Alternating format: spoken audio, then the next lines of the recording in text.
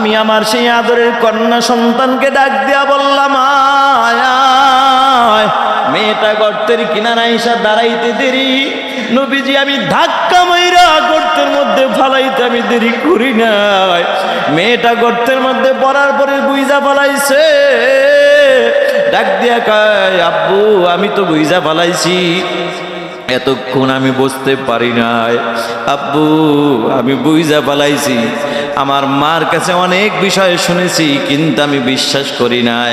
আমি বলছি, মাগো এটা কি হতে পারে? কোনো বাপ কোনোদিন কোনো মেয়েকে দাপন করতে পারে, এভাবে মারতে পারে? আমি বিশ্বাস করি নাই বাবা।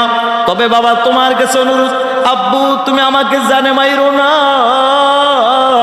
আমি তোমার কাছে অনুরোধ করি বাবা, বলে জীবনে কোনো দিন আমি তোমাকে পরিচয় দিব না, প্রয়োজন হলে এই এলাকা ছেড়ে অন্য এলাকায় চলে যাব, কোনোদিন তোমাকে বাপ বলে একবার পরিচয় দিব না। তবু তুমি আমাকে মাইরো না, তুমি আমাকে মাইরো না। আমি তোমাকে অনুরোধ